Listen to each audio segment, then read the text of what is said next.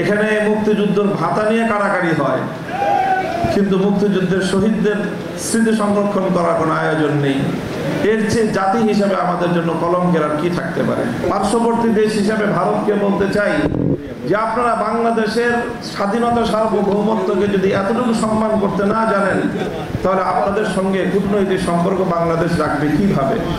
যে আপনারা বাংলাদেশের একটি ওয়ারেন্টভুক্ত আসামিকে আপনার কোলে বসিয়ে জাতির বিরুদ্ধে, শহীদদের বিরুদ্ধে আবার নতুন করে বিশুদ্ধকার করবার জন্য প্ল্যাটফর্ম তৈরি করে দিবে, আর বাংলাদেশের মানুষের সঙ্গে আপনার প্রীতের সম্পর্ক থাকবে, এই ধরনের গাঁজাখড়ি কূটনৈতিক চিন্তা করা ঠিক নয়।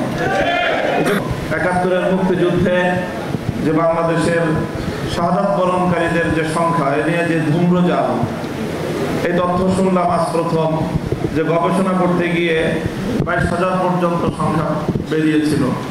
২২,০০০ হোক, যাই হোক, তো একজন ব্যক্তির একটি আবেগ মাখা বা একটি মিথ্যা বক্তব্যকে ধামাচাপা দেওয়ার জন্যে ২২,০০০ বীর শহীদানদের পরিচয়কে গোপন করে রাখা একটি জাতীয় অপরাধ। এই জাতিকে কলঙ্কমুক্ত করার জন্য একটি উদ্যোগ হওয়া উচিত। আজকের এই উপলক্ষে আমি বাংলাদেশকে বলবো, শুধু বাংলাদেশ সরকারকে নয়, গোটা বাংলাদেশকে বলবো, বাংলাদেশের ৭১-এর মুক্তিযুদ্ধের সকল বীর শহীদানদের একটি তালিকা প্রণীত হওয়া উচিত। এখানে মুক্তিযুদ্ধের ভাতা নিয়ে কাড়াকাড়ি হয়, কিন্তু মুক্তিযুদ্ধের শহীদদের স্মৃতি সংরক্ষণ করার কোনো আয়োজন নেই। এর চেয়ে জাতি হিসাবে আমাদের জন্য কলঙ্কের আর কি থাকতে পারে? আজকে ৫ই আগস্ট বিপ্লবের ৬ মাস পূর্তি হচ্ছে। এই উপলক্ষে নাকি পলায়ত নেত্রী তিনি বক্তব্য দিবেন। তিনি মাঝে মাঝে বক্তব্য দিতে গিয়ে বলেন যে আমার কি অপরাধ, উনি খুঁজে পান না ওনার কি অপরাধ। আমরা জানি কোরআন থেকে যে আল্লাহ পাক রব্বুল আলামিন যখন ইবলিসকে বিতাড়িত করেছিলেন, তো ইবলিস আল্লাহ পাক রব্বুল আলামিনের সামনে দাঁড়িয়ে সে কথাই বলেছিল, আমার কি অপরাধ, আমি আদমকে কেন সিজদা করব? তো কাজে আদমকে সিজদা না করার কারণে সে বিতাড়িত হয়ে সে তার অপরাধ খুঁজে পায়নি। আপনি বাংলার ২০০০ দামাল সন্তানকে প্রকাশ্য নির্দেশে হত্যা করলেন, এরপরে আপনি আপনার অপরাধ খুঁজে পান না। এর চেয়ে জঘন্য অপরাধ আর কি হতে পারে? কাজে এই জন্য যদি আজকে বক্তব্য দেয়নি, তাহলে আমি আশা করব এবং আহ্বান জানাবো এমন একটা বক্তব্য দিবেন যে আপনি মাস্টার মাইন্ড হিসেবে কাকে কাকে নির্দেশ দিয়েছিলেন। এই জুলাই আগস্ট সকল সংশ্লিষ্ট অপরাধীদের তালিকা স্বীকারোক্তিমূলক একটি বক্তব্য আপনি দিবেন, এবং সেই বক্তব্যের সূত্র ধরে আপনাদের এই 164 জাতির সামনে আপনারা করবেন। সেই স্বীকারোক্তির ভিত্তিতে আগামী দিনে বিচারের কাঠগড়ায় দাঁড় করিয়ে আপনাদের বিচার করা হবে।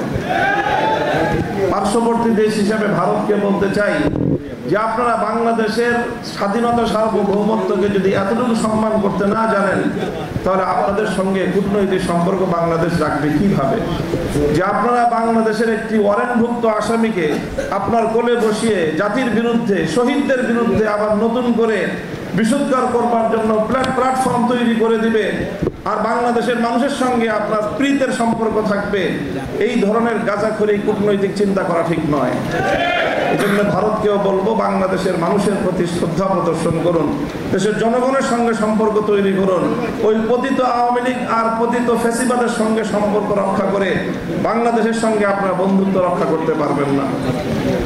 প্রিয় সাথী ও বন্ধুগণ, আরেকটি কথা যে আমরা ইতিমধ্যে দেখছি সাম্প্রতিক সময়ে যে মাঝে মাঝেই বিভিন্ন জায়গা দিয়ে এই পতিত স্বৈরাচারী ফ্যাসিবাদের দোসররা তারা মাথা তুলে দাঁড়াবার বা উকি দেওয়ার চেষ্টা করছে, বিশেষ করে যখন সকল নাগরিকরা ঘুমিয়ে থাকে সকাল সকাল নিভৃত সময়ে।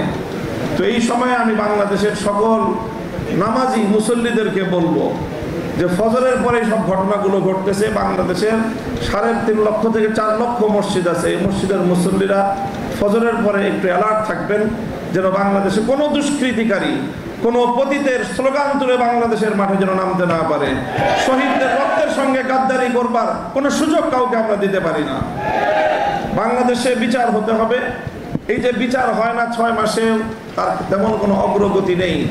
এটার অন্যতম আরেকটা কারণ হলো যে বাংলাদেশের প্রচলিত ব্রিটিশ প্রবর্তিত বিচার ব্যবস্থা।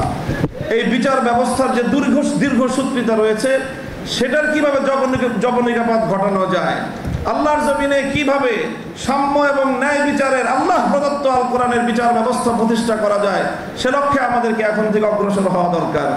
আজকে এই ফ্যাসিবাদের 6 মাসের মধ্যেও বিচারের ন্যূনতম কোনো ব্যবস্থা না হওয়া, এটা আরেকটি জ্বলন্ত দৃষ্টান্ত যে এই বিচার ব্যবস্থার চেয়ে ইসলাম প্রদত্ত বিচার ব্যবস্থা অনেক শ্রেষ্ঠ এবং মুসলিমের অধিকার আদায় করার জন্য গ্যারান্টি। সংগ্রামী সাথী ও বন্ধুগণ, আমি সর্বশেষ আহ্বান জানাবো যে ইনশাআল্লাহ আমরা আমাদের লং টাইম যে আমাদের পরিকল্পনা, বাংলাদেশে ইনশাআল্লাহ ইসলামী বিপ্লব হবে। আগস্ট বিপ্লব আমাদেরকে চোখে আঙুল দিয়ে দেখিয়ে দিয়েছে বিপ্লবের জন্য বড় কোনো দলের প্রয়োজন হয় না, বড় কোনো নেতার প্রয়োজন হয় না। বিপ্লবের জন্য মাটি যখন উর্বর হয়, ছাত্র নেতৃত্বের মাধ্যমে, বিপ্লবের মাধ্যমে একটি ফ্যাসিবাদী ভিনদেশী কৃতদাসীকে কিভাবে বিদায় করা যায়। ইনশাআল্লাহ আগামী বিপ্লব হবে ইসলামের বিপ্লব, বাংলাদেশ হবে ইসলামী বাংলাদেশ ইনশাআল্লাহ। আপাতত ফ্যাসিবাদ যেন বাংলাদেশে কোনোভাবে প্রবেশ করতে না পারে, মাথা তুলে দাঁড়াতে না পারে। সকল রাজনৈতিক দলকে স্পষ্ট বার্তা দিতে চাই, যাদের কাঁধে ভর করে অথবা যাদের কথা আশকারা পেয়ে আওয়ামী লীগ এবং তার দোসররা বাংলাদেশ